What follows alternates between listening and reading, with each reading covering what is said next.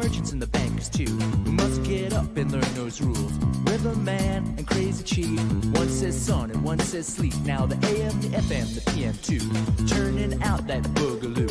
It gets you up and it gets you out, but how long can you keep it up? I said, give me Honda, give me Sony. It's so cheap and it's so phony. Hong Kong dollar, Indian cents, English pounds and the Benjamins. I said, New York! Don't stop and give it all you got. Say New York! Come on and get up. Don't stop and give it all you got. Say New York! Come on and get up. Don't stop and give it all you got. Say New York! Get up. You just don't stop and give it all you got. I rise to better my station. Take my baby to sophistication. Seen the ads, well isn't it nice? Better work hard cause I know the price. Now never mind that, it's time for the bus. And you'll get on cause you're one of us.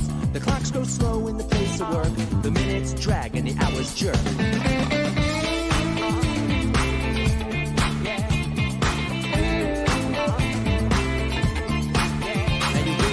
Bye to the boss. It's your profit and it's his loss. You work anyway, the lunch bell rings. You take 1 hour and you do your thing.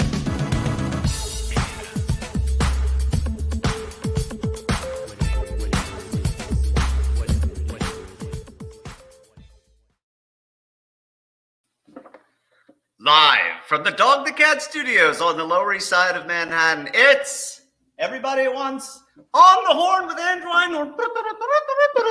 Hey, let me turn off the horn. You know, this will become obsolete because every time Donald Trump lies. Oh, the horn. Wait.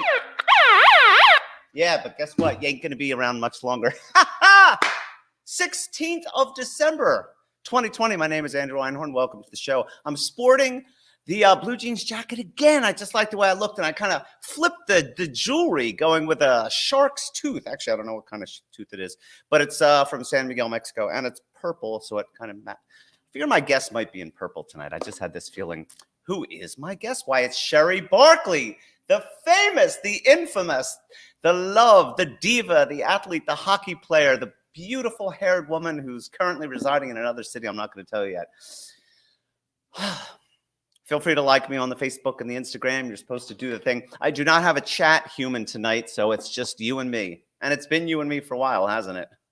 We're getting closer with vaccines. Nothing much to add. Donald Trump's almost out. Nothing much to add. We're having a blizzard here in New York City. You know, usually when they say that, it's like, yeah, it kind of fit. No. I think it's 9 to 17 to 105 inches. So, yeah, you know, used to snow back in the old days, but for those of you young people. So tonight is all about Sheri Barclay and the RV and her radio station and a lot of other things. And oh, by the way, I've got new cards made up. I'm very excited. It can't focus unless I bring it back. So this is because so I can hand to people when I do their interviews and they want to know what it's all about. And I'm sorry, I can't change focus, but it says on the horn in the front, which is me, and that's my picture. And on the back, it's me skating. And it says Wednesdays at 9 p.m. at the Andrew Einhorn and Andrew at Andrew Einhorn. These are things that, you know, get it, Facebook Live. Okay. All right, I don't want to drone on. So tonight's show, we're going to be, I don't have a lot of stuff, and I kind of made a faux pas. So see this mic? It's adorable, isn't it? It's like a tribble from Star Trek. Remember that? Again, it's for older people. So I was shooting at the RV that Sheri has that's in Bushwick. We'll get to that later. And I was having trouble mounting it because, look, it's hard to get to the bottom, and I flipped it the wrong way. So I did an entire shoot with a mic facing me in a loud outdoor setting. In other words, it was pretty much useless audio, which is okay. You live and you learn, right? Turn around the dead cat, make sure she's facing the right way. And I'm going to show you that footage in a minute. But you know what? I'm just going to go right to my guest. Are you sipping on a cocktail? You should be home. If you're on the East Coast, you know, we have a blizzard, which is nice. Okay, hold on. Voila, mademoiselle. Hi. You're the fastest guest I've ever gotten to ever. No way. Way?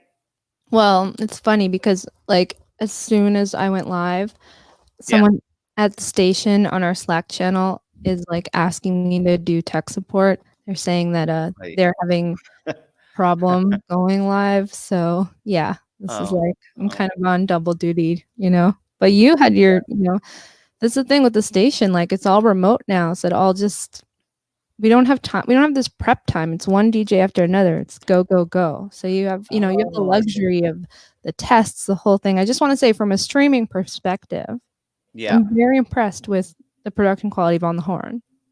Oh, thank you very much. Took a while to get here, though. Well, 3 months. Props to you. Yeah. And you know what? I'm not being sponsored by StreamYard yet, but this platform has dramatically changed. I had wires and mixers and reverbs and Chris Torella, everything. And all of a sudden this came along and it's like, oh, okay, that kind of simplified. Now, that being said, you got to get your audio just right. You got to get your things. But overall, yeah, lighting. Well, that's why I brought my Rodecaster Pro. I'll kind of turn around. You can see my studio there for a second. So. Oh, that's nice. A little sound mixer thing. It's a Rodecaster Pro. Okay. I think I'm a Rode Podcaster Pro. Nice. I have the Shure SM58. I've got a Shure too, and a Sennheiser. It's a Shure thing. Anyway, sorry. No, that's okay. Well, it's nice to see you. Nice to have you here. Where in the world are you?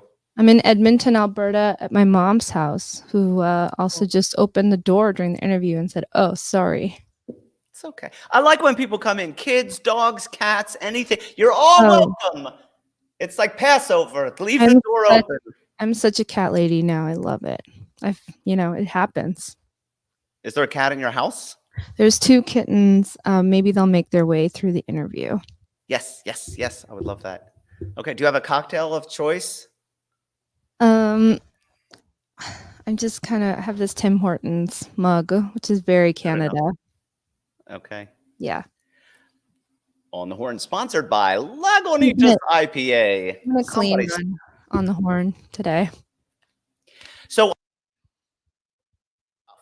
and I want to go in. I went to, people know that I do a lot of interviews, and I came up with 5 beautiful questions. It was going so well. I was so happy at your location until, as I said, I realized let's keep calling it my location because it's my location. It is, and forever it shall be known as such. That's right. Mm-hmm. I want to give props to my boy Brian Repka first, because he has been shooting with me, and he's like not trained and a really good shooter. So thank you very much, Brian. I hope we can take it to other endeavors. And you were telling me behind the scenes that Brian is from Edmonton. He is. Yeah. Shout out to Brian. And he's got family that lives in Calgary. Oh, not shout out to Brian. Okay. That's one of my questions. No, it's not one of my questions. So what I'm going to do is I basically took all the footage. Fake rivalry. Sorry, say that again? There's a fake rivalry between Edmonton and Calgary that doesn't make any sense. Calgary's actually kind of kicking our ass lately, but anyway, sorry. Go on. We're talking hockey-wise or lawn bowling-wise or kettle-wise? Just like life-wise. Oh, that's interesting. Yeah, people like not shooting up at gas stations as much wise. Brian had some insight. For those of you who don't know about Edmonton, I know about it from hockey, but aside from that, and he's like, sorry, Sheri, it is a small, not so beautiful town, and it's all about the oil, and it's tough and blue collar, and kind of, it sounds like Kansas to Americans. Now, it's more like Columbus, Ohio, mixed with like outside of Houston, Texas, with a little bit of Minneapolis in there too, for good measure. That's a tri-city comparison, my lady. Yeah. Okay, I'm going to share my screen and go to this thing because that's what I like to do. And this is one of the few things that I have. People are so used to all the stuff. Last week, I had like 6 segments of John Lennon's memorial concert happy thing. And now I just have like 2. But that's okay. And we're going to do a photo montage. Don't let me forget. And we got 10 questions for Sheri. Okay, I'm ready. Okay. This is called KPISS to Coffee. Can you send me the live link? To what do you mean? To, are you talking to me? Put it on my we're live on FB, right? Yes. It's facebook.com/onthehorn. It's also live on YouTube. Sponsored by Lagunitas. Yeah. Okay, here we go. I don't know if I'll leave us on or not, but oh wait, I have to hit the play on the wrong spot. Let's see. Okay. So it's Andrew in Bushwick. I'm at KPISS, former internet radio station behind me. I'm filming a story on Sheri Barclay that used to run the place, but now it's Till Death Coffee. It's a beautiful Bushwick scene. It's a lot of friendly people. It's a beautiful day. We're going to find out the history of the RV, Sheri's life in Edmonton, and all that stuff.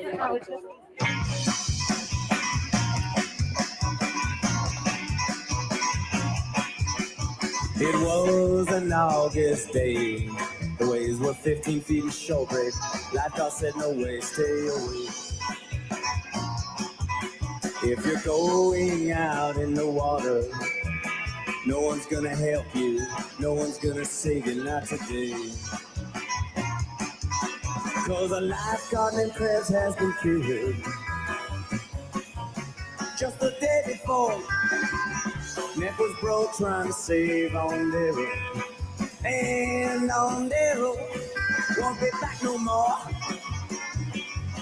He was carried out, swept away in an undertow. He got caught in an undertow.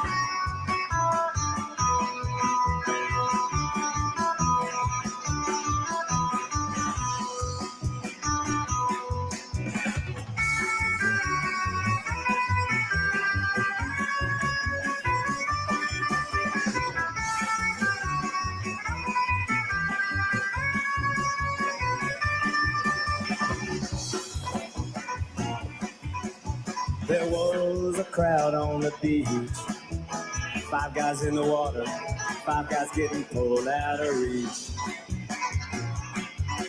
But the lifeguard would look at no one. All swimmers had been warned. Now there was nothing could be done. And the crowd on the beach got excited. They had got what they came for. Stories to tell, friends to moan, and they went home safe and sound from the undertow. Damn. Hell Right? yeah. Was that an original? Yeah. What do you mean in terms of the music or the editing or what? No, that was good. That was very Yeah. entertaining. Wow. It was that wild from- to see the new Corona version, man. RV 5.0. Crazy. Those Yeah. hipsters are looking good. They're looking good. Right? Yeah. Yeah.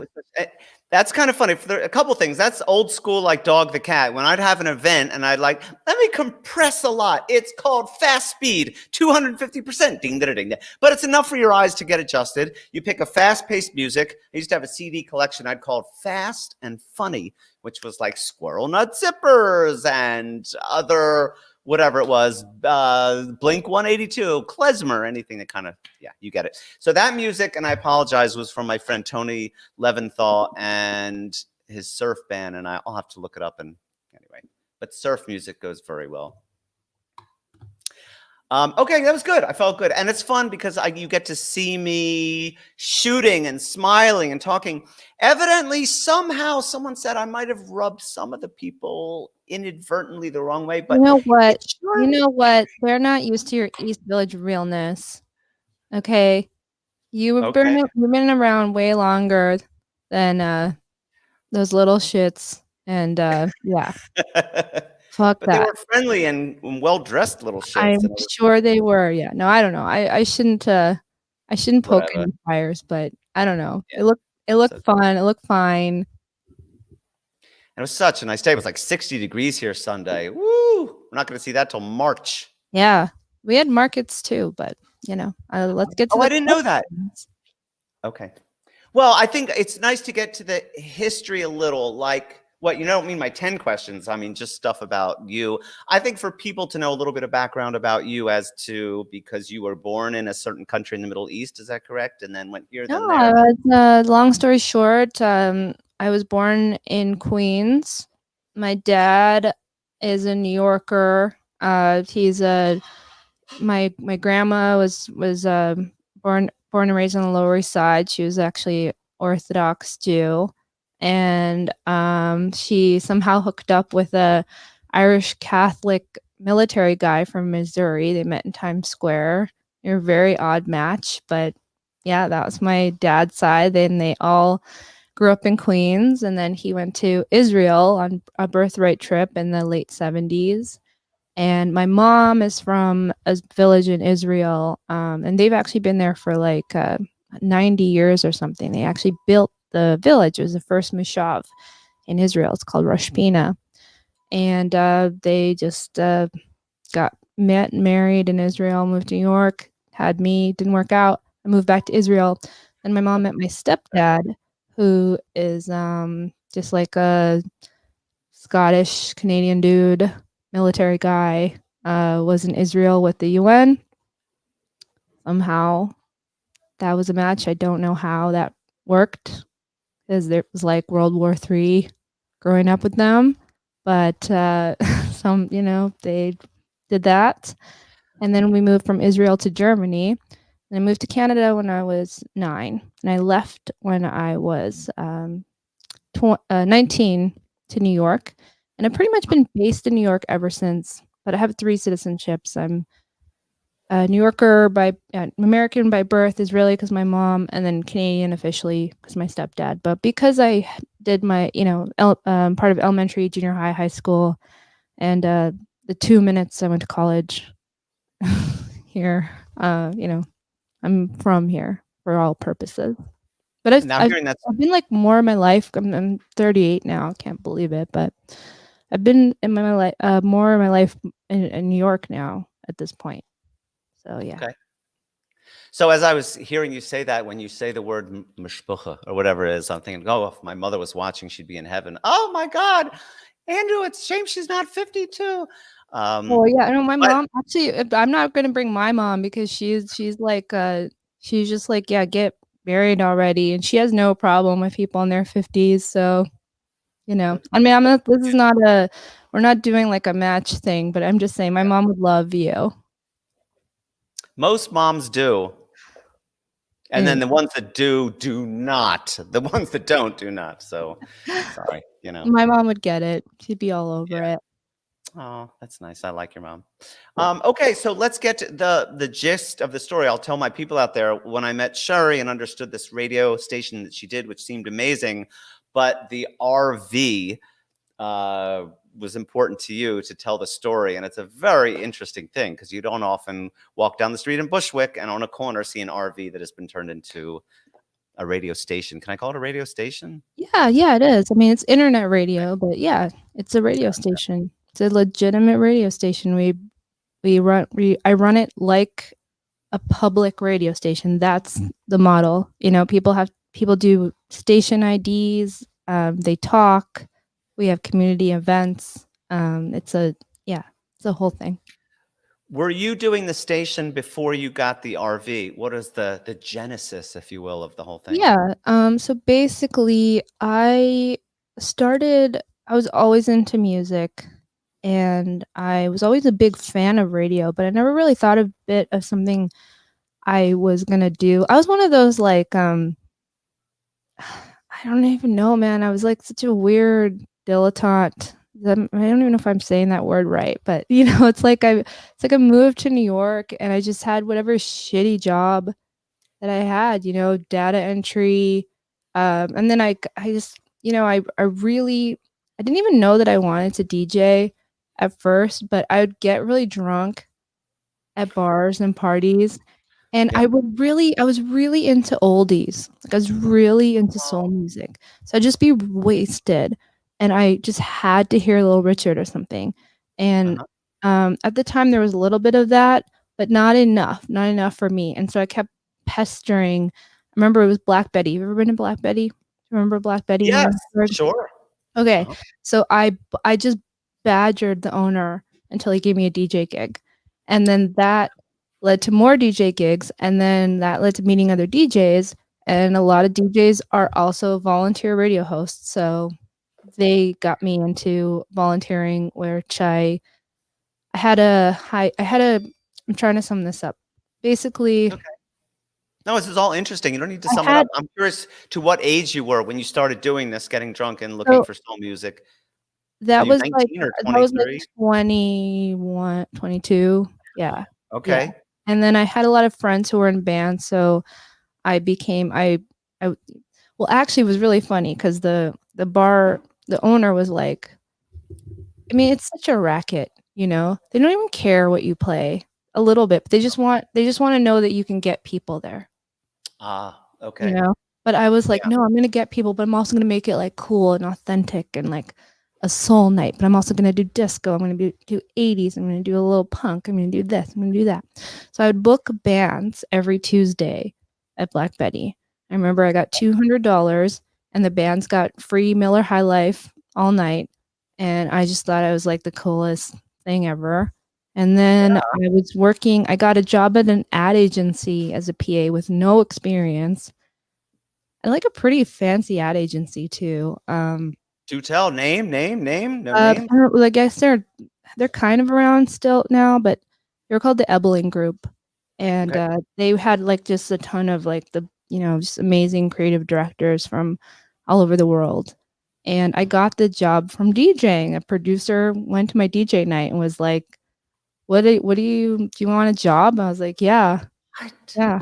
What's that correlation there? But Pretty, like, creative. How is it spinning well, musically to well, what was I the mean, internship? What were your that's just roles? what New York was like at that time. You know, it was pre 2008.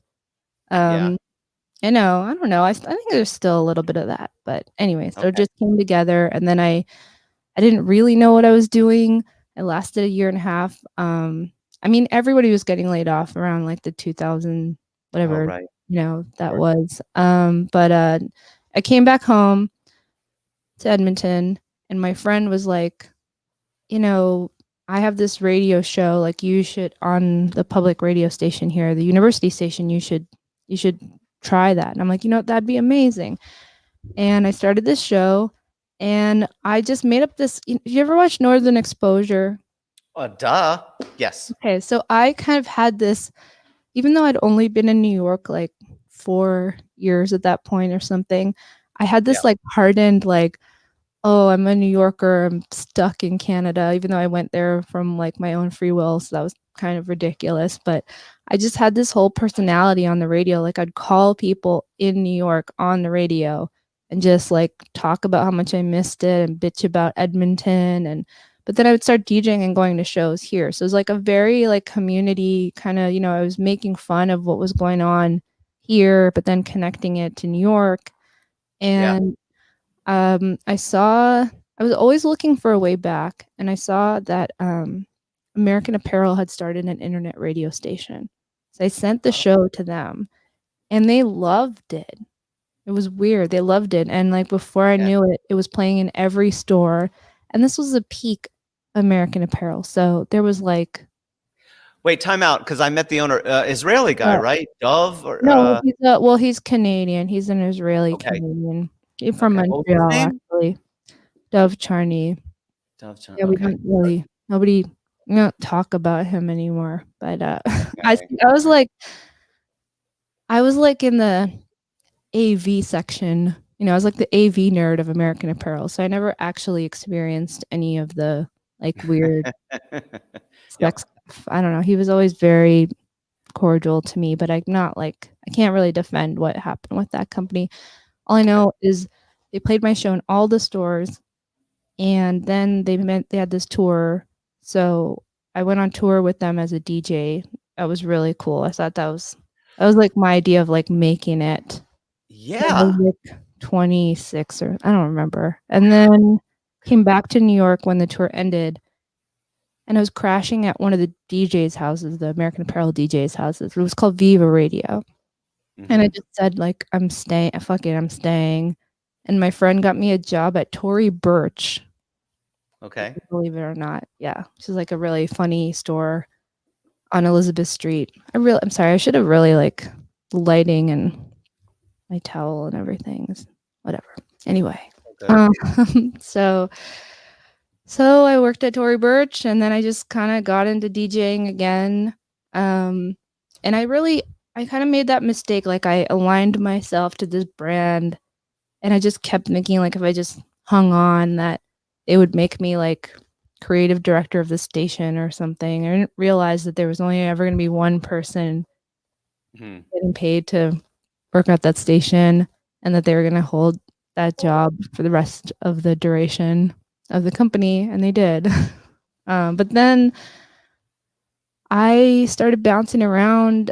I went to LA, I went to Israel, went to Germany, and I spent like months at each. I think it was like 9 months in each country or something. I was just like this tumbleweed for a while, especially after Black Betty closed, because that was kind of my rock, you know. And In these countries, you must have, as such a music person, like been oh, exposed DJ'd. to different genres, different music in all these different places. Like Yeah, but I people kind of think, like you should listen to this, you should try this, it's well, really trance. actually not really, because I'm always the one forcing everyone to listen to my music. Okay. So I'd be like in Israel finding the soul night and playing the same stuff that I was in New York. So yeah, not really. It was more like I'm here and this is what we're listening to now. That's what I do. So anyway, it kind of just was like in this weird haze. Oh, I met this Spanish guy in Berlin, and I designed an illegal nightclub for him in a basement in Berlin. That was really fun.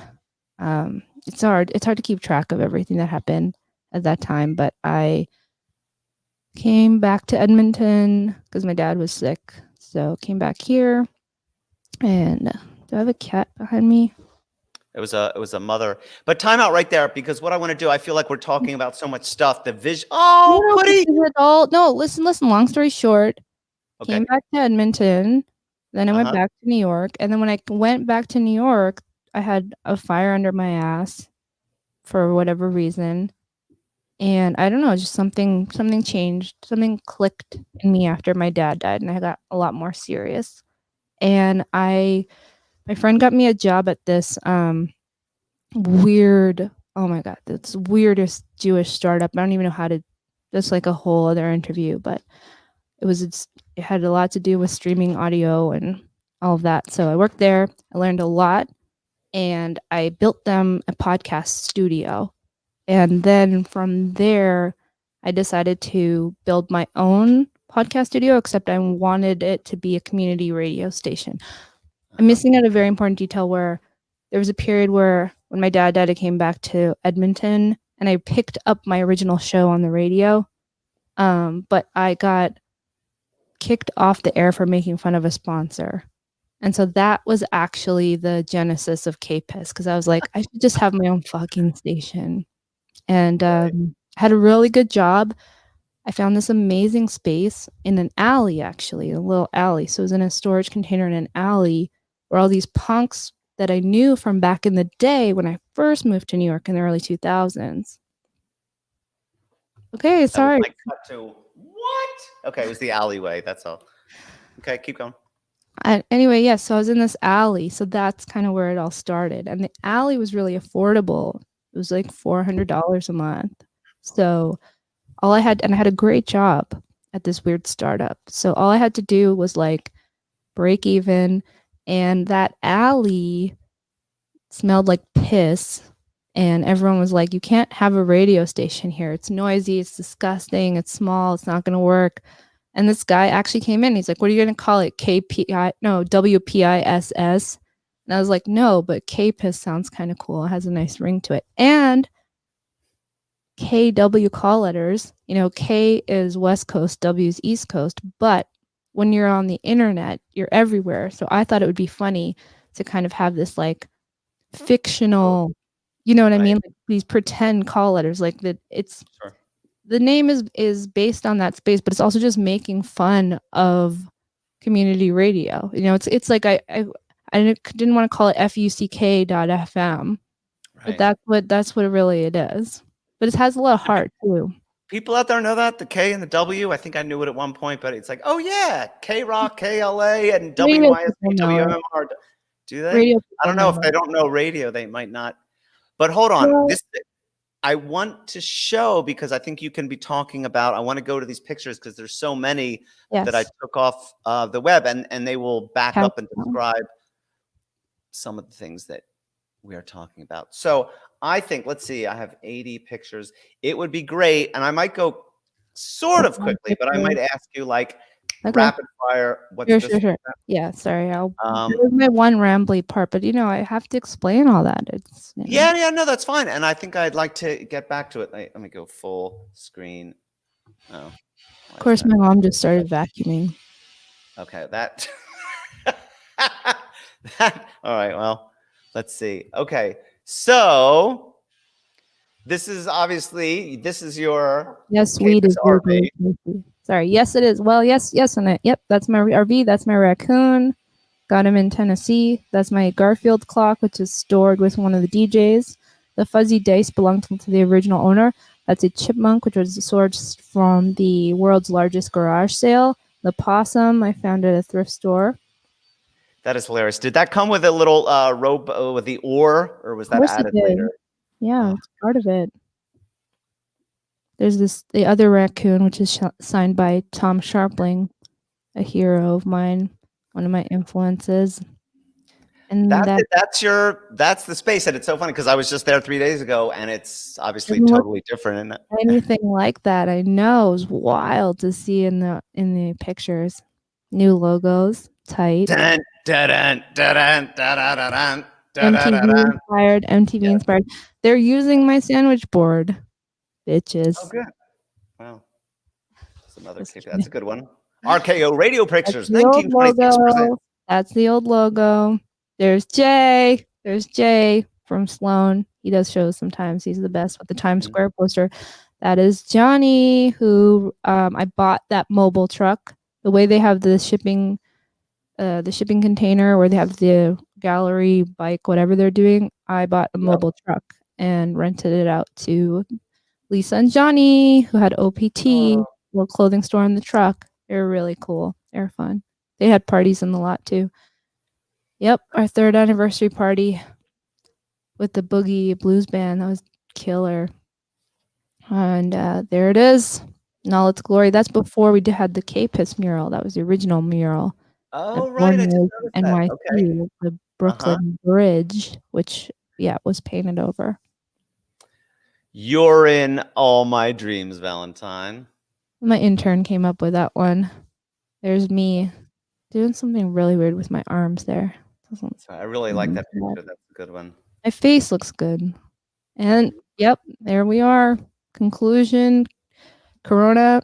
Long story short. Everyone. You have a name.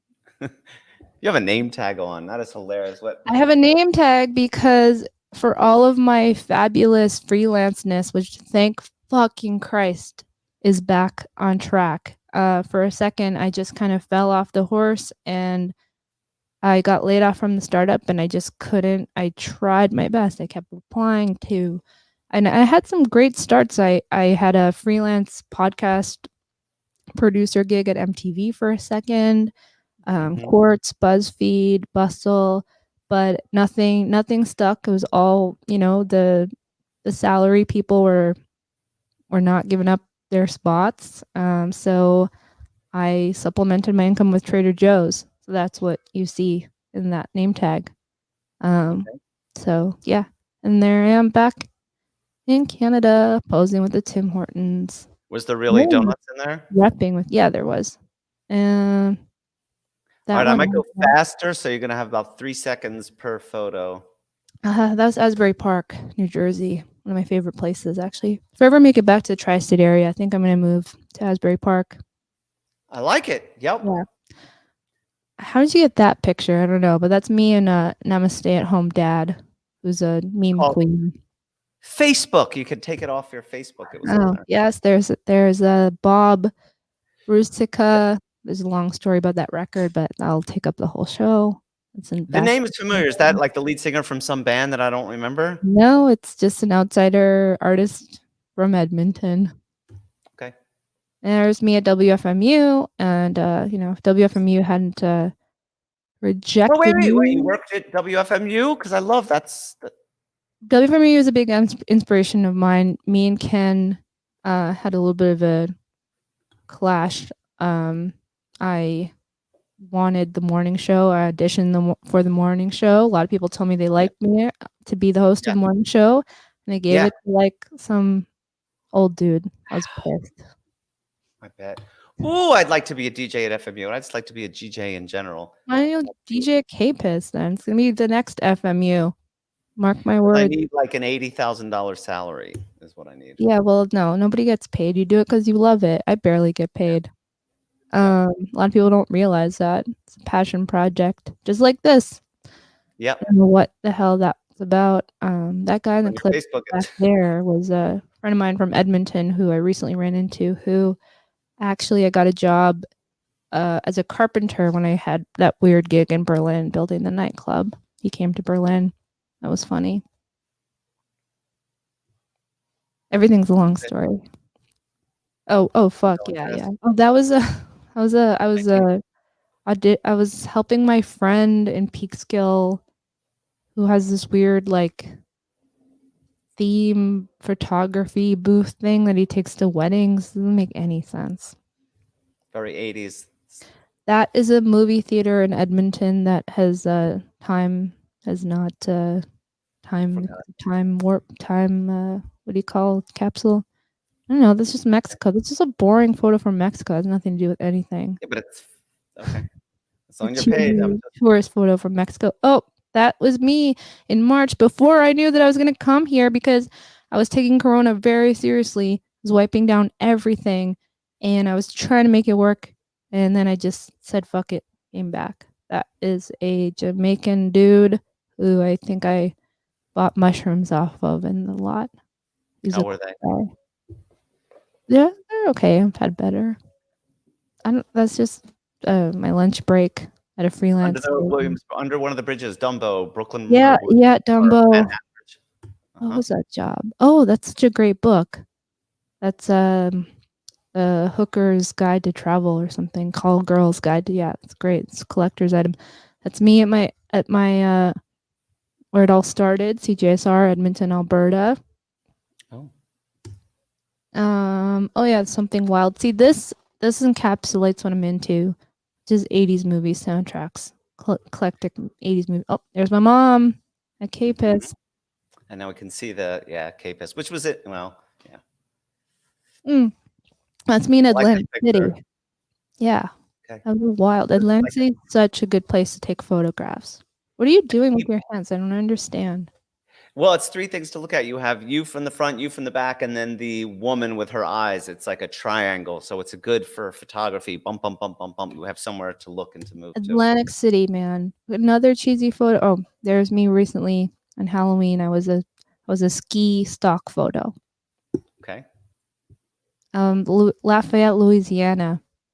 One of my favorite places, actually. More fun than New Orleans, believe it or not. CBC. That's what Canada is all about. And that's my that's high school where I barely graduated. It's right in the middle. I think it's fun. So that was good. We're going to come back to that. So it feels like then we can just keep bopping around and go back to, I'm sort of curious as to like your love of music. For me, I don't know, when you're 6, 7, 8, 9, it's just you got it or you don't. Were your parents into it? Like, where do you see as your I think that my parents were more into it than they realized. My mom plays piano and accordion. And she was in she just kind of putzed around in a klezmer band for a while. My dad was just like a big compilations guy. I remember he would buy these like weird bootleg tapes from Syria when he was in the military, and he just kept all of them and would play them all the time. And they were just really, a lot of the stuff that I play now is still, it'll be like a 10cc song and then a BJ song and then like some weird Spanish song and then like Depeche Mode and then Kate Bush and then diverse. Robert who's it, Addicted to Love? What is it? Palmer. And then Robert Palmer, and then Air Supply, and then like some other weird like glam rock like Tiny Tim or something, you know. It's just totally, you're just like, what the fuck? He had these deeply eclectic compilations that he didn't even pick, or he was just like, whatever, I just bought these, it's music, you know. I just have Wow. music on in the background, but I was obsessed with them, and they really influenced my taste and like that kind of thing, you know. It's fantastic. I feel like third grade. I think I had one teacher that would play for 10 minutes a different song. But kids, if you're exposed to different kinds of music, man, that opens up your brain. And Yeah, I don't whether know, it was maybe intentional or not. I mean, I think my parents were definitely like, you know, we don't care about this. We just have this music, you know. yeah. Like we don't want to talk That's about it. it. We don't. Yeah. My parents, there I was no do. music in the house. I got all my music on my own. There was almost nothing. I kind of resented a little. Maybe there was a little classical if my dad was working in the basement, but there was, you know, I don't know. It was FM radio in Philadelphia, 93.3 WMMR and WYSP. And then I have this vision of oldies station all the time, naturally. I did that too. Magic 103 WMGK. It was oldies one. But I remember sitting in the car coming back from day camp being exhausted from playing sports all day and swimming and just like melting in the back seat and hearing songs like Hold Your Head Up by Argent. Dun, dun. I don't know if you know. Just all the like Ricky Don't Lose That Number, Rock the Boat, that mid-70s stuff. Well, here's like, you know, this is like a typical stack right now.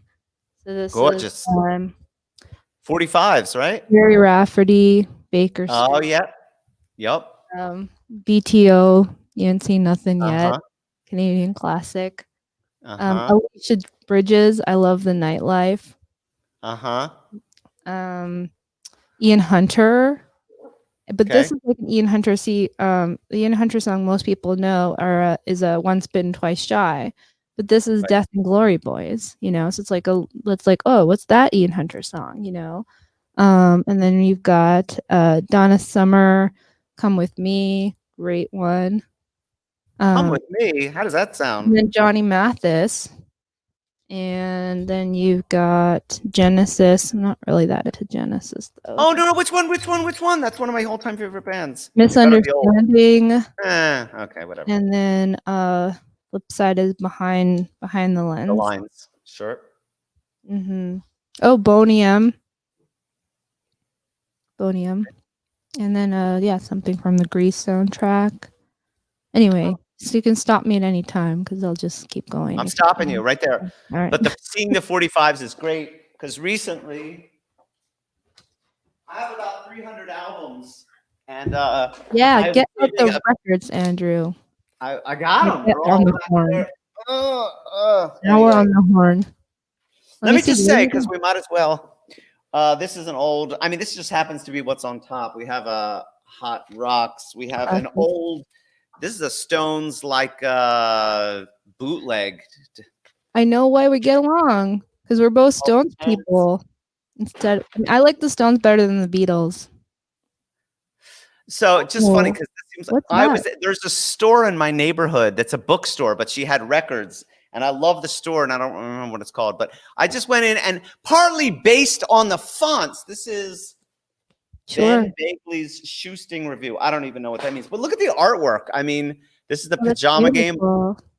Yeah. I know the title. I don't know the music. We have Gypsy, Natalie Wood, Carl Malden. This was actually on TV the other day, and it was not a good movie, but I bought. This is from a guy that's like Foreigner, Led Zeppelin, Van Halen, The Pretenders, The Who, The Clash, The Cure, The Stone, you know. But I have a friend of a friend, and he was a photographer for Foreigner. I was so jealous. Isn't that a dream gig? Cool. Judy Garland, yeah. Nice. And then there's actually one of my all-time favorite, Genesis Seconds Out. It's an old one. It's Live in Paris, but yeah. Okay, here's what we're gonna do. We're gonna go to 10 questions. Okay. And then we'll go back to your 45 minutes here. Jesus. All right. I told you it goes like fast. It does. Okay, you ready? This is a rapid fire thing. Don't think too hard. This is improv. It's like just dry. It might be more than 11. It might be. Usually I have a friend do this, but I did it myself. Sorry. At what age did you have your first BLT sandwich? Oh, well, definitely not in Israel. But after my stepdad came into the picture, who was firmly not kosher, probably 6 or 7 at a diner in Germany. Oh, das Or Luft no, I think we lived Schlagenberg. in our home as well. If you started a klezmer band, what would you name it? And it's funny that you said your dad or somebody was in a klezmer band. My mom. Your mom. So you're starting your own. What do you call it? And it's not the Klezmatics.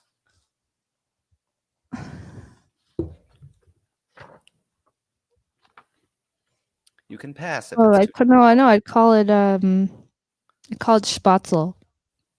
excellent. Which in German means heavenly mountain, actually. There you go. Be it TikTok, Instagram, or other, it doesn't matter. What kind of song would you like to lip sync as you're skiing down a hill? You know, that guy did Dreams by Fleetwood Mac, and it got all famous. So I thought, I don't know. The first one that comes into my head right now is probably I mean, I've been kind of like on a Christmas kick lately, so probably Last Christmas by Wham, and then I'd pretend that I was in the video. perfect. If you had a DJ that had a big tam, those knitted things, it was really big, but there wasn't hair underneath, what do you think? They wouldn't have a DJ like that. So all my DJs have taste. The word sled dog, does it mean A, a dog that sleds, B, an Icelandic drink, or C, a brand of super short skis? It's a sled dog, and no, that's not how we get around in Canada, everybody. We have cars. The answer was C, because I used to have them. They were these tiny short skis that I wore that I loved. It was like rollerblading down a hill. If music were Jell-O, what flavor would it be? That's a dumbass question, but I don't know. Hawaiian Punch. Correct. Who is sexier, an oil man, a timber man, or a windmill man?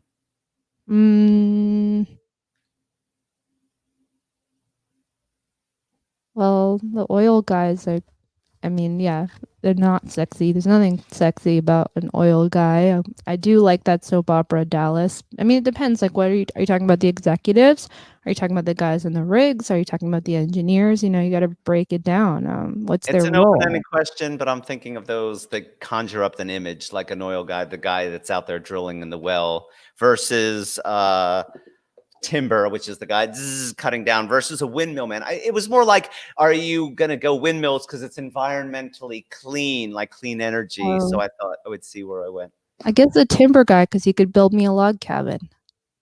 That's it. That's the answer we're looking for. If you could paint an umbrella, how would you paint it? Andrew, pass on that question. No. Have you ever written a song in a subway? No, because I'm always busy playing like who would I have sex with if I had to on the subway type of thing. You know that game. Everybody knows that game.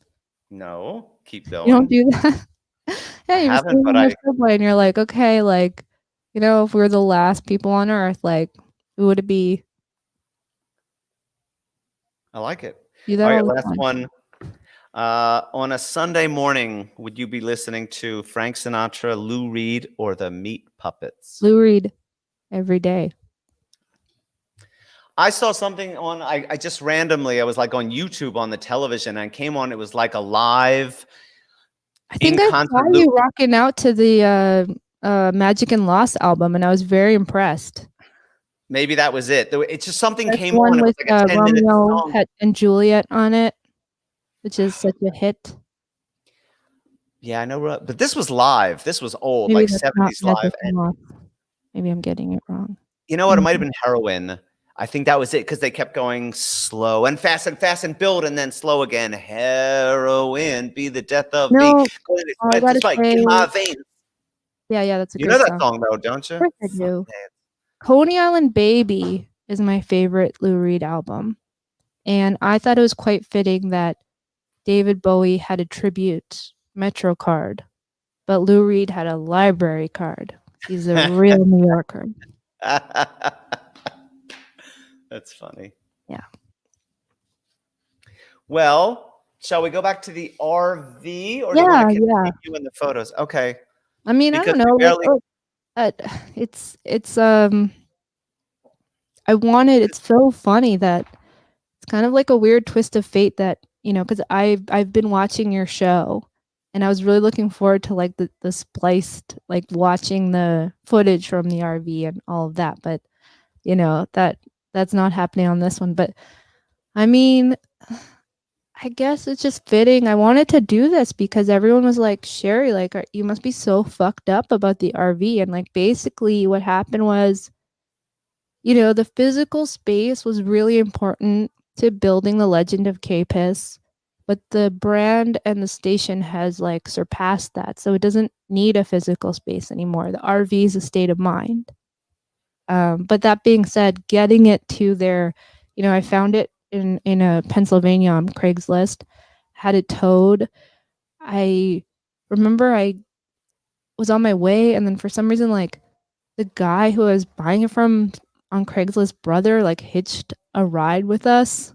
He was like, yeah, like, when you're picking up, can you just like give my brother a ride? And I was like, sure, of course, And then we met their mom, we met their dogs. I like learned everything about their family. Their dad had passed away. It was like super emotional.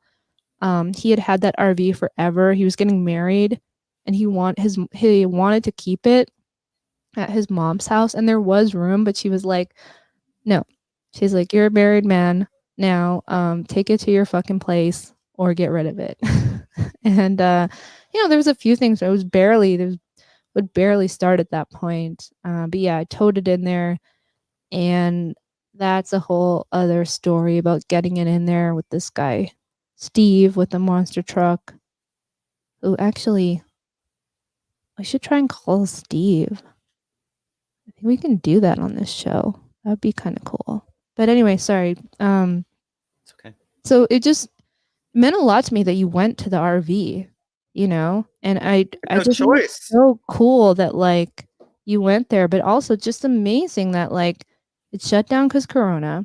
I still had 3 more years lease, but my landlords very kindly broke it, and then I kind of gave them the RV in exchange to rent, and they did, which is crazy because all these businesses are closing. I didn't even know if they would be able to rent it. It's kind of not my problem anymore, but I like that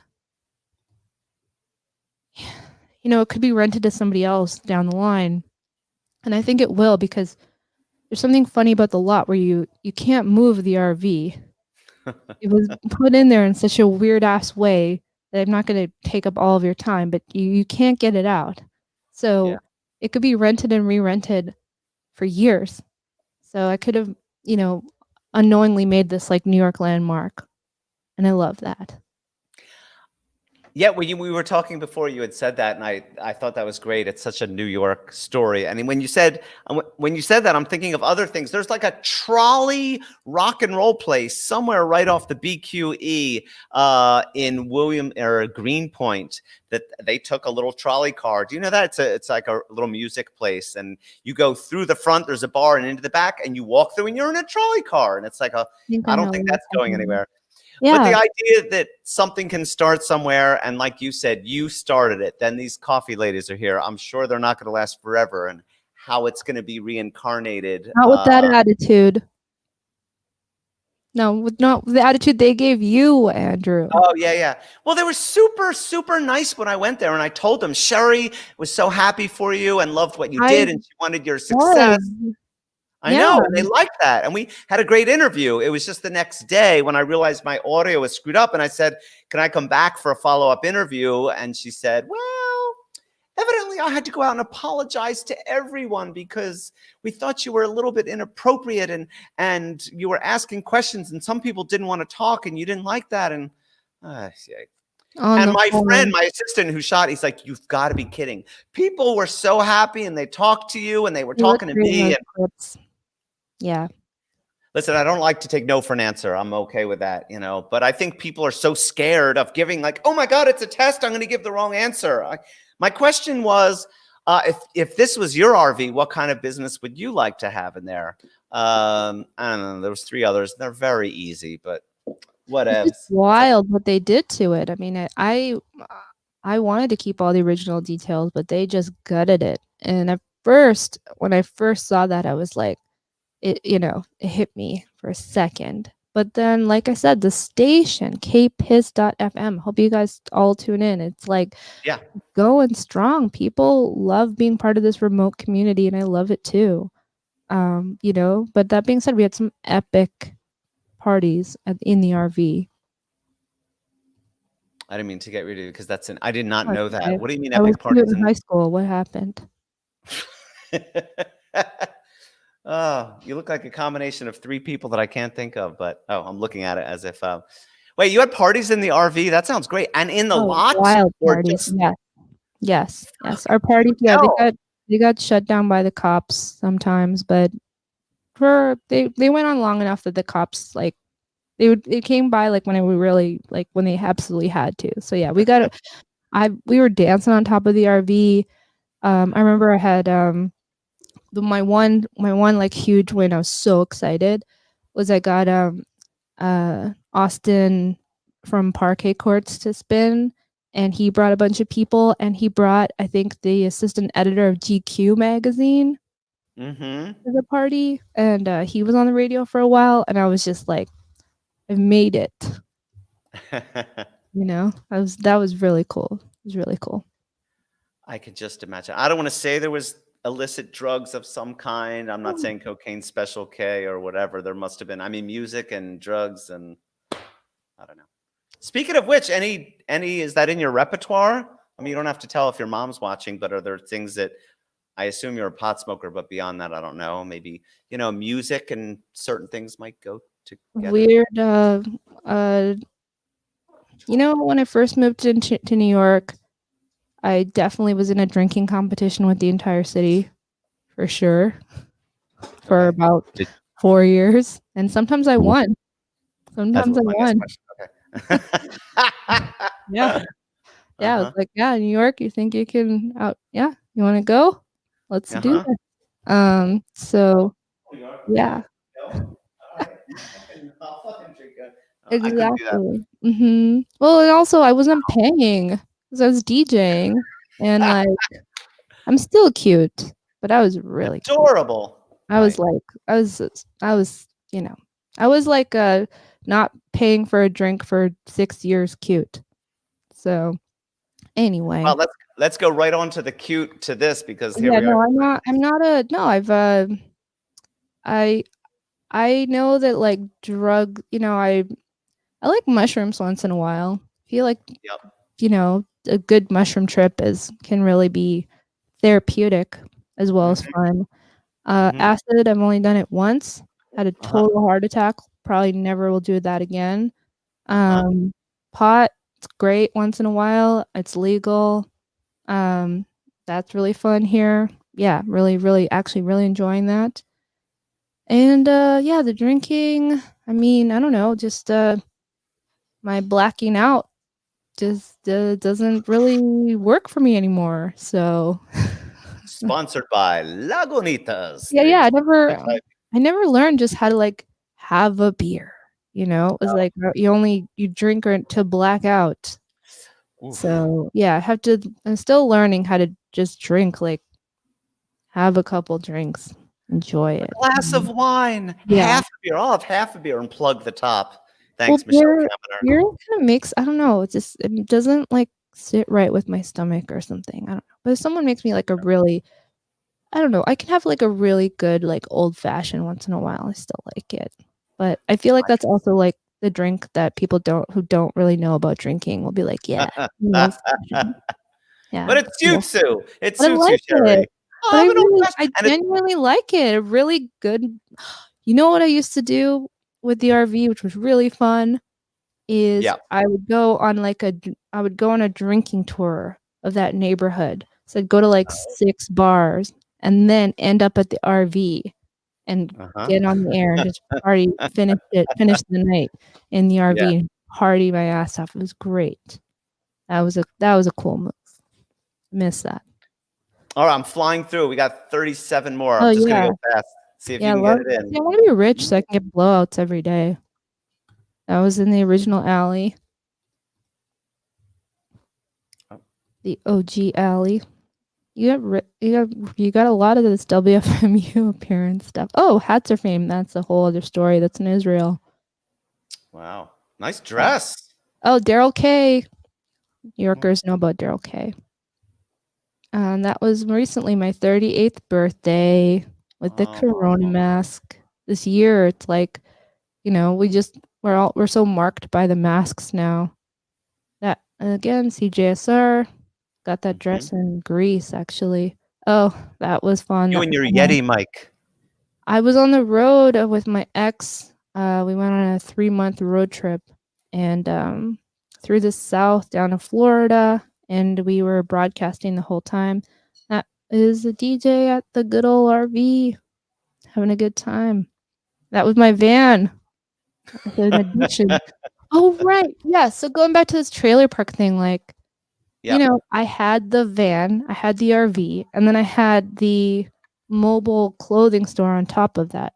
So, and I really did at first actually have a lot of aspirations for renting out the space. Like at one point I was going to get even more trailers and turn them into Airbnbs. Like that was going to be how I made money. And I don't know what the fuck I was thinking, but you know, and then I was going to build other radio station trailer parks. Like that was going to be my thing, you know, not anymore.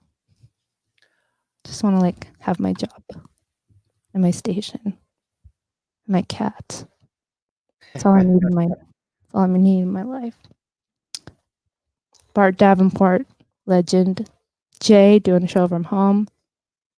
Oh, that's what we got to get to next is what's happening now and how you've transformed and kept the station alive and the remote part, I think.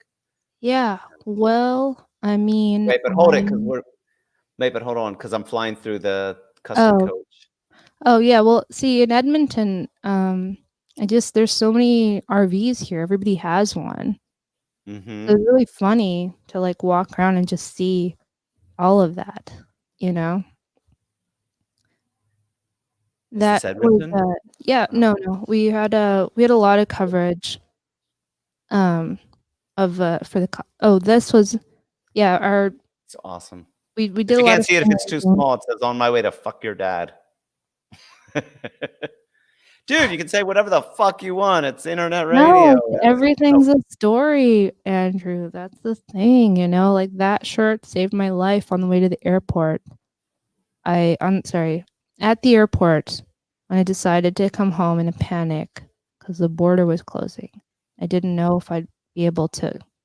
I didn't want to be stuck in New York. I didn't want to be stuck in my shitty apartment, working at Trader Joe's, getting Corona at Trader Joe's while, you know, losing the RV in the process. And I wore that outfit on the plane home, and at LaGuardia, I couldn't find a mask for the flight, so I panicked, and I was sitting in handicap because nobody was there. I wanted to be away from people, and this guy just came right up and sat right next to me.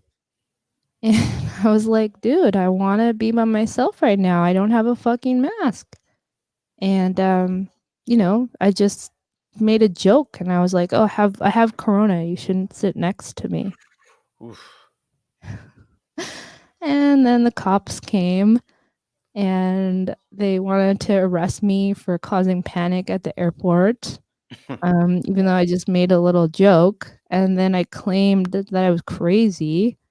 And they're like, what are you talking about? And I was like, I had my jacket on underneath that shirt. And I said, would a normal person wear a shirt like this? And I opened my jacket Superman style. And most of the cops actually just cracked up at that point. And like the bad cop, like the boss cop, like didn't. But he was just like, you know what? I don't have fucking time for this. Like, just get out of here. So I got essentially kicked out of the airport. And then I bought a flight that same day. Well, actually, no, my friend actually got me a flight from JFK. And so I just went to JFK and left. And it was funny because at JFK, they asked me like, "Oh, do you have corona?" Because it was all just like honor system at that point.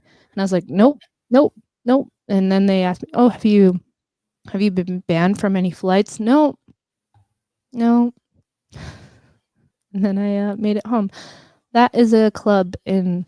You have the weirdest polls right now, but that was a nightclub in Edmonton that I photographed when I lived It's here. just because I was going through all your Facebook pictures. There's a million, and I liked the mixture of kind of cool New York with your desire for American pop culture in the 80s and, places Well, like have you this. ever seen that movie Urban Cowboy? Yes, of course. It's a Okay, classic. so you know the club Gillies, Gillies. sorry. So Yes. Cowboys, that was sort of like our Gillies in Edmonton. Uh-huh. And then when I came back when my dad was sick, they were tearing it down, so I took that photograph. That For last those of you photograph who was haven't, if hipster. anybody hasn't seen Urban Cowboy, maybe it's dated, but I just think I think that's like Travolta at his best.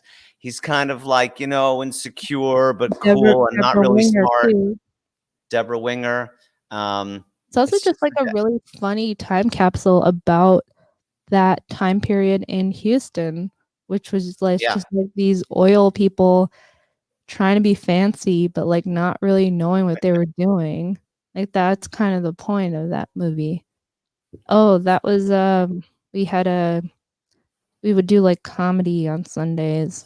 So that was some people from the comedy that they were on the air on Sundays. Oh, yeah. Well, that was some I don't know. Me and my ex used to like just go to weird places in the South. So that was like in Tennessee somewhere. Outside of Pigeon Forge, Tennessee, I believe. Oh, okay. Yeah. It's weird flea market. Actually really like this weird review. Yeah, I want this to talk is you. about This is a reflection of you as a person. Well, no, yeah, it actually is because like it kind of just shows you like I just have all of these weird influences all over the place, New York, kitsch, trash, country, Israel, but then I have Literally this heaven. tech side and it's a weird mishmash, man. Yeah. You keep showing me photos of me and my ex. It's weird. Oh, sorry. I don't know. It's just who's that? Is that your ex right there? No, that was a friend of mine, BA. She was actually my DJ partner. That was her wedding at the Windjammer bar. Oh, Great bar. I think very they're gonna healthy survive. girl. Yeah. Oh, Eric Roberts. I love that. Eric Roberts Lunchbox. Yes. What's your favorite Eric Roberts movie? I don't know any of them except one. He's always a bad guy. I don't really know much about him. Hope of Greenwich Village is really good. Should watch that. Okay. There's a pooch. Yep. Cute dog in LA. Me and Bushwick. Backyard Brooklyn. Bushwick. I bought myself that Fiorucci. I don't know if I'm saying it right. Fiorucci. Yep. Okay. That's a corduroy set that I got at Century 21 at the Fulton Street Mall location. And I was so like, I never buy designer clothes, and now I'm never going to because I bought that two-piece. It was like really expensive. It was like $250. Woo! And I lost the jacket like 4 days later, But it's a nice outfit, and every 20 years you can bring it back and bring it Well, back if I until you're 90. lose it, but yeah. Yeah. Okay. That was me in Florida. Oh, Banff. Yes. So this was last December in Banff. I went to come visit my mom. There she is. Not knowing that, I'd be stuck with her Grey Garden style the rest of my life. In this weird post-corona world. WFMU again. You're breaking my heart on the horn. That's Yazan in the studio. There's that one. It's rotated. Home dad. Yeah. Yeah. Oh, there's me back in Edmonton with my friend Tish. That was at the studio at the weird, crazy Jewish startup where I built them a podcast studio. It's the most normal looking picture that I have. That was me and my friend Scott celebrating, getting rid of Trump. even here in Edmonton. Movies That's 12. the same we saw. Is that the upstairs at the movie theater we saw before? Oh, it's the movie theater. It's down the hallway, right? Yeah, I love this movie theater. That And is there's a weird abandoned airport Right. that's soon going to be turned into a condo near my mom's house. I love to photograph Edmonton. It's a big inspiration for me. You know, Do I just tell. like this the open space, the sky, just like the nothingness. I like it. Casey asked me to ask her the essence of Edmonton, and this is kind of along the lines. I like what you said, and actually, one of the questions I asked the people, which didn't work out, was if without knowing, what do you think the music scene is like in Edmonton? Which, of course, they're like, I don't know. And I said, I know you don't know. Guess. And I got such creative, interesting answers. Are you kidding? And Mac DeMarco's from Edmonton. He's like the biggest indie rocker. He's like the Bruce Springsteen of the indie rock scene. So yeah, Edmonton has like a very healthy and deep and historic and vibrant music scene with like serious studios and lots of music festivals. There's a lot of like really country guys that come here and do some serious work. Yeah. No. Edmonton music scene is no joke. I'm glad to hear that. I like what you said. It stuck in my head. You said in going home, and maybe it was in some of the articles that were written, that you rediscovered things about Edmonton that.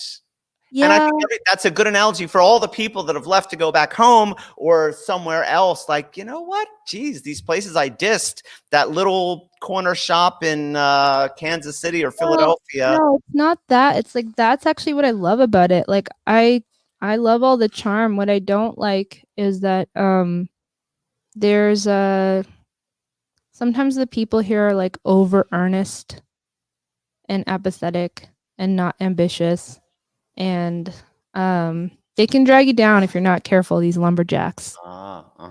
Yeah, so you got to be careful. That sounds like a song right there. Drag you down, lumberjack. By the Replacements is like 1989. Drag you down, lumberjack. Yeah, they're all right, but they'll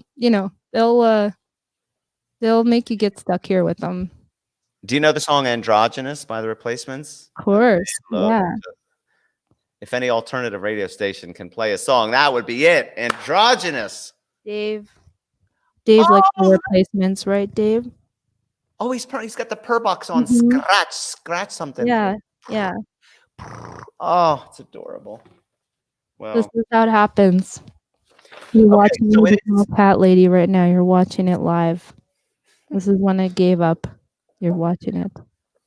I'd say we're almost out of time, but the last thing I'm interested in is you said you've kept KPISS alive, and I think you told me you like learned a new program. There was something that allows you to go remotely. So tell me, and also before I forget, you were saying how you're in an ideal world, you don't have a million people, but you have a strong core of audience that just loves the station and keeps it. We want 10,000 listeners. That like not so much. Yeah, that's my goal. Yeah, 10,000 weirdos that like talk and oldies and punk and weird personalities and stuff from all over the place. That's all I want. And I want them all to give me $1 each on Patreon as well per month. That'd be great. Yeah. Not a tall order. It could totally happen. It's gonna happen. I'm manifesting it right now. Yeah, manifest it. There's something so beautiful. We're gonna be we're gonna get to 10,000, right? Yeah. Sorry. That's how people you should go to. Hey, I'm gonna do it right now. Do it. Go to patreon.com/KPISS radio and put $2, $3, whatever you want. I'll send you a sticker and a handwritten letter. I'll even send you a little paw print from Dave, and then you'll be supporting this wonderful platform. There's KPISS, and you can chat. We're live right now. The chat is hopping. It is hopping. I went on the other night, and within 5 minutes, I heard like Nigerian calypso pop. It was so good, and I wrote. It was Did someone write you back? Were they live? Yeah. Yeah, we had a couple little back and forth. I think it was Jelly. Maybe this was his or her show. Yes, we love Jelly. Jelly's Groove is Mondays 6 to 8, but he's been doing a lot of fill-ins and getting really involved in the station. What I love is to answer your question. So I already knew a lot about remote broadcasting because that's basically what we were doing from the RV. But I found like a cheap and dirty way to do it. So people didn't have to invest as much in their home studios as I had in the RV. And then I just like perfected my onboarding process so that it was just not an intimidating way to learn. I just made it really fun to, fire it back up. And so I retained, I think, I don't know, yes, 80% of the DJs. And then now I have like a new, I just started onboarding new people that just liked that it was still going and like wanted to be a part of it. And that's been really fun. And a lot of people have told me like, listening to it, just being part of that community and DJing on it has really helped them in Corona times, when we were all just up in the air and everything. So it just gave them a little structure to like their remote life. And me too, like just because I'm the boss of the whole thing, like I need them just as much as they need me. So yeah. Music is comfort food. I mean, that's just like I need half the time I'm going to Pandora to listen to the Grateful Dead just because brr. Yeah, I mean I do that too, but I'm so used to just throwing the station on, and I can do it like while I'm working, while I'm cleaning, while I'm skating. I mean, I listen to it obsessively. I'm not saying you should or shouldn't do that, but it's just really good. Like I know I'm biased, but I would, even if it wasn't my station, I would be listening to it all the time. I hear so many great things and so much just funny banter. Oh, there's my mom. It's okay. Okay. She can say it. When I did my public access show in the when I came to New York, discovering new music, discovery starts here or whatever it is the best because I just expanded. I mean, I had already diverse taste, but all of a sudden I was going into like bluegrass and punk things and classical. Were you on the Manhattan Neighbor Network? Yeah, for 7 years, dude. I didn't know that. Dog the Cat. I had one of the most popular shows out there. Wow, a public access hero. Wait, so you must be familiar with the work of Jake Fogelnest? Boy, that name is familiar. Jake, young guy, MTV. Yeah, he was a young guy, and then he got his MNN show syndicated on MTV. He was like a legend. So my show was better. It was a lot better. I bet. Well, he had like he was sitting behind like a bench talking about something. I don't know. And then I saw him in a Veselka diner with the woman from Homeland. It was very strange. What's her name? That's in My So-Called Life. Claire Danes. Claire Danes. He was with Claire Danes, and I walked in, and she was like, "Hi." She waved to me as if we knew each other, but I don't know. Yeah, that's what I was hoping to go from public access to Claire Danes at a 2A bar. Remember that bar? Oh. Yeah, I told her I was a big My So-Called Life fan, which I was. And she said thanks. For him, that's it. But yeah, Jake, I've been talking to Jake about possibly starting a KPISS show. He found us on Twitter because I was playing. He has this character named New Wave Dave, and one of our DJs tagged him, and he tuned in while I was DJing, and I was playing a song from the Times Square soundtrack. That radio movie with Tim Curry, and he's obsessed with Times Square, so we totally bonded over that. And eventually, he's gonna do a guest set, and it'll be amazing. So, yeah. Would he be a good guest for a future show? If you can get him, but yeah, he would. If I can get him, what's he doing? I don't see him on TV. Is he on some HBO, Netflix, Amazon show? He's an Emmy award-winning TV writer, but I think he'd be great for On the Horn. Okay, see what you can do. He wrote that he did that show Girl Boss, which is funny because that was like not a great show. But anyway, I also hate that term, girl boss. Yikes. Not a good term. Anything you want to add that I didn't ask about you or your cats or mom or Israel or Edmonton before we? No, just like I had a really nice chat. I didn't know where. Oh, I'm sorry, Dave. I didn't know. I was just kind of going with the flow, Andrew. I hope that that's okay with you. Of course. You know, I mean, I feel like everybody gets the gist of the RV thing. I just wanted to celebrate and I guess timestamp and archive this moment at the end of the year. We've all been through so much. You know, somebody I know recently passed, and that's like the 5th person this year. Ooh. So, All you know from what I mean? COVID? All from COVID? No, but it's all related. You know, it's been Yeah. a fuck of a year, and I'm just really glad that like have a project that matters to me and matters to other people. Okay, fine. Yes, it's not at 10,000. Maybe it never will be. But it's real, you know, and I guess like I just feel really grateful that I have what I have and my priorities in check because I really wasn't sure. I was spinning my wheels for a long time. So I'm just glad that I was kind of forced to you know, some people I don't know. I feel like I'm lucky, like I know people like you and Casey and other people who like I mean, don't get me wrong, where we have like a there's lots of times where you're like, what the fuck too, myself anyway. But you know, other times where I'm just like, okay, it's a global pandemic. My life is up against the wall. Like what did I do? What fucking mattered?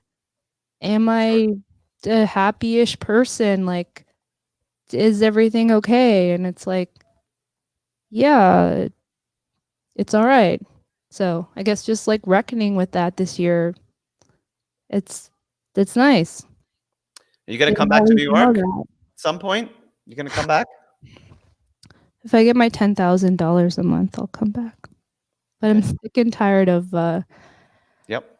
I'm just sick and tired of doing that whole like, you know, busting my ass, living in Bushwick like a 27-year-old, you know. I'm too old. I can't. I need comfort and I can't afford it in New York anymore. And it's not the same, but yeah, I don't know. Tel Aviv. 10,000 maybe like a nice lawyer who just pay for everything, just bankroll my whole fucking life on top of that. Why not? Sure. You Yeah. know, just let me do the station, do my thing. You know, I could use You his can, company healthcare plan, you know. you can do it. I'll see what I can do. I can be a matchmaker. Please, yeah, I need a Matchmaker, professional at this matchmaker. point. Let's These leave on apps are matchmaker. bullshit. Matchmaker, Yeah. matchmaker, make me a match. I'm Find me a kidding. fine. No, I'm actually, you know what? I'm actually all right with single Corona life. I actually kind of like it. I kind of like it. So, Okay. you know. Anyway, and I found out something really fun, which is like people can be guys. There's not they can be dicks on the apps here in Canada too. It's the garbage in, garbage out everywhere. Right. That's thank what you it's all very about much. at the end of the day, isn't it, Andrew? Yes. You know, and that's why I would like to recommend to everyone to just get a Get a cat. cat. Oh, yeah. Look at him. Look at him. He doesn't even care that he doesn't even. I'm like holding. He doesn't even care. He's so chill. He doesn't know there's a global pandemic. Anyway, this has been really fun. Good. I agree. Yeah. Thanks, Sheri. Yeah. Thanks I so much. didn't overwhelm. I didn't take over the horn too much. Not at all. Not at all. All No, right. it's nice to have somebody love your passion, and I feel a lot of common bond. You know, you're creating, producing, and you love music, and you want to keep that going, and you're a ringleader of other people, and yeah, feel similarities to do that, and we'll probably be doing that most of the rest of our lives, I imagine. I can't turn it off. Yeah. And I don't think you can either.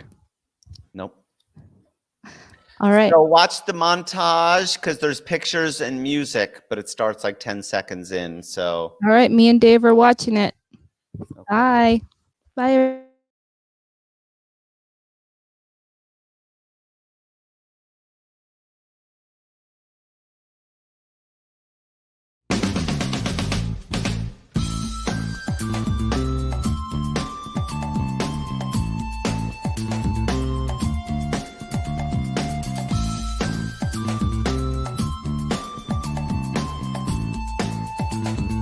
Get up. Let's do it for real. Ring, ring, 7 a.m. Move yourself to go again. Cold water in your face is gonna bring you back to this awful place. Knuckle merchants and the bankers too, who must get up and learn those rules. Riverman and Crazy Chief, one says sun and one says sleep. Now the AM, the FM, the PM too, turning out that boogaloo. It gets you up and it gets you out, but how long can you keep it up? I said, give me Honda, give me Sony. It's so cheap and it's so phony. Hong Kong dollar, Indian cents, English pounds and the Benjamins. I said, New York! Don't stop and give it all you got. Say New York! Come on, get up. Don't stop and give it all you got. Say New York! Come on, get up. Don't stop and give it all you got. Say New York! Get up. You just don't stop and give it all you got. Looking for a rise to better my station. Take my baby to sophistication. See the ads? Well, isn't it nice? Better work hard, cause I know the price. Now, never mind that. It's time for the bus. And you'll get on, cause you're one of us. The clocks go slow in the place of work. The minutes drag and the hours jerk.